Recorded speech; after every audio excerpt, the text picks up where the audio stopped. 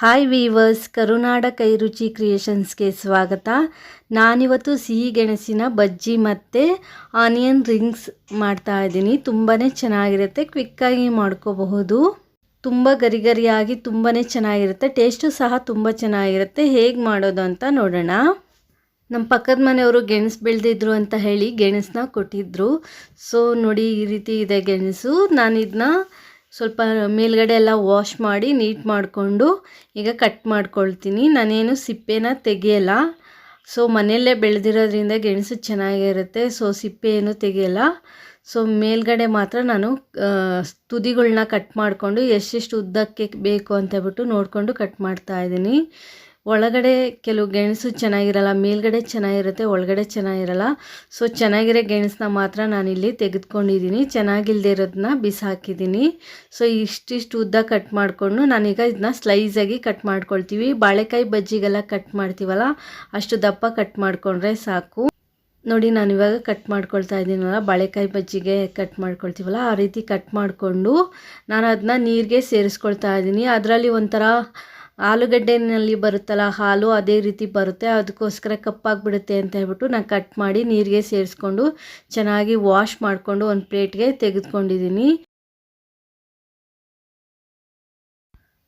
ಸಣ್ಣ ಕಪ್ಪಲ್ಲಿ 1 ಕಪ್ಪು ಕಡಲೆ ಹಿಟ್ಟು, 1-2 ಚಮಚ ಆಗೋಷ್ಟು ಅಕ್ಕಿ ಹಿಟ್ಟು, ಅರ್ಧ ಚಮಚ ರೆಡ್ ಚಿಲ್ಲಿ ಪೌಡರು, 1 ಚಿಟಿಕೆ ಅರಿಶಿಣದ ಪುಡಿ, ರುಚಿಗೆ ತಕ್ಕಷ್ಟು ಉಪ್ಪು, ಹಾಗೆ 1/4 ಚಮಚ ಸೋಂಪನ್ನ ತೆಗೆದುಕೊಂಡು ಕೈಯಿಂದ ಕ್ರಷ್ ಮಾಡಿ ಸೇರಿಸ್ಕೊಂಡಿದ್ದೀನಿ.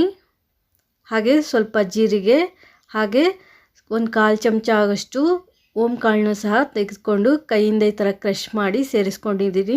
ಒಳ್ಳೆ ಪರಿಮಳ ಬರುತ್ತೆ ಅಂತ ಹೇಳಿ ಇವಾಗ ಮೊದಲಿಗೆ ಒಣ ಹಿಟ್ಟನ್ನೇ ನೀಟಾಗಿ ಕಲಿಸ್ಕೊಳ್ತಾ ಇದ್ದೀನಿ.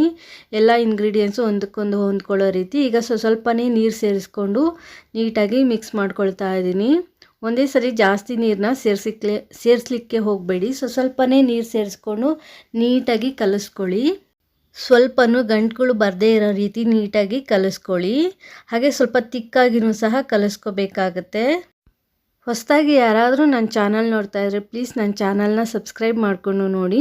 ಹಾಗೆ ಪಕ್ಕದಲ್ಲಿರುವಂಥ ಬೆಲ್ಲೈಕನ್ನ ಕ್ಲಿಕ್ ಮಾಡಿ ಆಲ್ ಬಟನ್ನ ಒತ್ತಿ ನೆಕ್ಸ್ಟ್ ಹಾಕೋ ವಿಡಿಯೋ ನೋಟಿಫಿಕೇಷನ್ಗಾಗಿ. ನೋಡಿ, ಈ ರೀತಿ ನೀಟಾಗಿ ಹಿಟ್ಟನ್ನ ಕಲಿಸ್ಕೋಬೇಕು. ಈ ಕನ್ಸಿಸ್ಟೆನ್ಸಿ ಇದ್ದರೆ ಸಾಕು. ಹಿಟ್ಟು ನೀಟಾಗಿ ಸ್ಪೂನ್ಗೆ ಅಂಟ್ಕೋಬೇಕು. ನೋಡಿ, ಈ ರೀತಿ ತಿಕ್ನೆಸ್ ಇದ್ದರೆ ಸಾಕು. ಈಗ ಉಪ್ಪು ಮತ್ತು ಖಾರನ ಚೆಕ್ ಮಾಡ್ಕೊಳ್ಳಿ. ಕಡಿಮೆ ಏನಾದರೂ ಇತ್ತು ಅಂದರೆ ಸ್ವಲ್ಪ ಸೇರಿಸ್ಕೊಂಡು ಚೆನ್ನಾಗಿ ಮಿಕ್ಸ್ ಮಾಡ್ಕೊಳ್ಳಿ. ಈಗ 1 ಚಿಟಿಕೆ ಹಿಂಗನ್ನು ಸಹ ಸೇರಿಸ್ಕೊಂಡಿದ್ದೀನಿ. ಹಾಗೆ 1 ಚಿಟಿಕೆ ಸೋಡಾ ಹಾಕ್ಕೊಂಡು ಚೆನ್ನಾಗಿ ಮಿಕ್ಸ್ ಮಾಡ್ಕೊಳ್ತಾ ಇದ್ದೀನಿ. ಹಿಂಗೂ ಇಲ್ಲ, ಆಪ್ಷನಲ್ಲು, ಬೇಕಾದರೆ ಸೇರಿಸಿಲ್ಲ ಅಂದರೆ ಸ್ಕಿಪ್ ಮಾಡಿ. ಈಗ ಹಿಟ್ಟು ರೆಡಿ ಆಗಿದೆ. ಆಲ್ರೆಡಿ ಎಣ್ಣೆನ ನಾನು ಕಾಯಲಿಕ್ಕೆ ಇಟ್ಟಿದ್ದೆ. ಬಿಸಿ ಎಣ್ಣೆನ ನಾನು ಕಲಸಿಟ್ಕೊಂಡಿರೋ ಹಿಟ್ಟಿಗೆ 1 ಚಮಚನ ಸೇರಿಸ್ಕೊಂಡು ನೀಟಾಗಿ ಮಿಕ್ಸ್ ಮಾಡ್ಕೊಳ್ತಾ ಇದ್ದೀನಿ.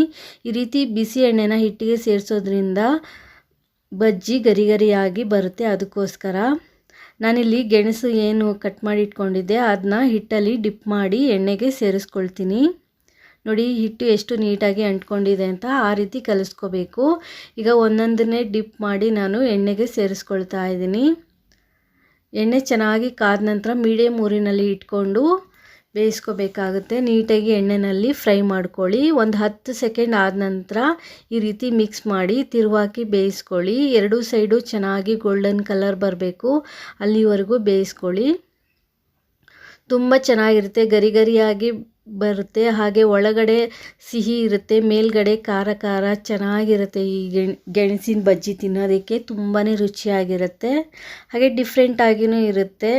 ಮಂಗಳೂರು ಸೈಡೆಲ್ಲ ಈ ಗೆಣಸಿನ ಬಜ್ಜಿನ ಹೆಚ್ಚಾಗಿ ಮಾಡ್ತಾರೆ, ಪೊಡಿ ಅಂತಲೂ ಸಹ ಕರೀತಾರೆ.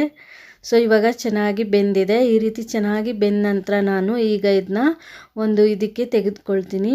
ಸೋಸೋ ಜರಡಿಯಿಂದ ತೆಗೆದುಕೊಳ್ತಾ ಇದ್ದೀನಿ. ಸ್ವಲ್ಪ ಎಣ್ಣೆ ಎಲ್ಲ ಇದಾಗಲಿ ಅಂತ, ಫಿಲ್ಟ್ರ್ ಆಗಲಿ ಅಂತ ಹೇಳಿ. ನೋಡಿ, ಈ ರೀತಿ ನೀಟಾಗಿ ಶೋಧಿಸ್ಕೊಂಡು ನಾನು ಒಂದು ಪ್ಲೇಟ್ಗೆ ಸೇರಿಸ್ಕೊಳ್ತಾ ಇದ್ದೀನಿ. ತುಂಬ ಚೆನ್ನಾಗಿರುತ್ತೆ, ಬೇಗನೂ ಮಾಡ್ಕೋಬಹುದು, ಡಿಫ್ರೆಂಟಾಗಿಯೂ ಇರುತ್ತೆ. ಹಾಗೆ ಹೆಲ್ದಿ ಸ್ನ್ಯಾಕ್ಸ್ ಅಂತಲೇ ಹೇಳ್ಬೋದು. ಗೆಣಸು ತುಂಬಾ ಆರೋಗ್ಯಕ್ಕೆ ಒಳ್ಳೆಯದು. ಹಾಗೆ ಇದೇ ರೀತಿ ಉಳಿದಿರೋ ಬಜ್ಜಿನೂ ಸಹ ಮಾಡ್ಕೊಳ್ಳಿ. ನಾನು ಇದೇ ಹಿಟ್ಟಿಂದ ಆನಿಯನ್ ಬಜ್ಜಿನೂ ಸಹ ಮಾಡ್ತಾಯಿದ್ದೀನಿ. ನೋಡಿ ಇವಾಗ ರೆಡಿಯಾಗಿದೆ. ಒಂದನ್ನು ನಾನು ಕಟ್ ಮಾಡಿ ತೋರಿಸ್ತೀನಿ ನೋಡಿ ಹೇಗಿರುತ್ತೆ ಅಂತ. ಎಷ್ಟು ಚೆನ್ನಾಗಿ ಬಂದಿದೆ ನೋಡಿ, ಕಟ್ ಮಾಡಿ ತೋರಿಸ್ತಾ ಇದ್ದೀನಿ ಎಷ್ಟು ಚೆನ್ನಾಗಿ ಬೆಂದಿದೆ. ತುಂಬಾ ಚೆನ್ನಾಗಿರುತ್ತೆ. ಚಟ್ನಿ ಜೊತೆ ಸರ್ವ್ ಮಾಡಿ ಅಥವಾ ಹಾಗೆ ಆದರೂ ತಿನ್ಬೋದು. ಈಗ ನಾನು ಆನಿಯನ್ನ ಈ ರೀತಿ ರಿಂಗ್ಸ್ ಥರ ಕಟ್ ಮಾಡ್ಕೊಂಡಿದ್ದೀನಿ. ಅದನ್ನ ಸೇಮ್ ಬಜ್ಜಿ ಹಿಟ್ಟೇನಿದೆ ಅದರಲ್ಲೇ ಡಿಪ್ ಮಾಡಿ ಎಣ್ಣೆಗೆ ಬಿಡ್ತಾ ಇದ್ದೀನಿ. ಆನಿಯನ್ ರಿಂಗ್ಸು ತುಂಬಾ ಚೆನ್ನಾಗಿರುತ್ತೆ. ಮಕ್ಕಳಿಗೆ ಈ ರೀತಿ ಮಾಡಿಕೊಟ್ರೆ ಅವ್ರು ಇಷ್ಟಪಟ್ಟು ತಿಂತಾರೆ ಅಂತಲೇ ಹೇಳ್ಬೋದು.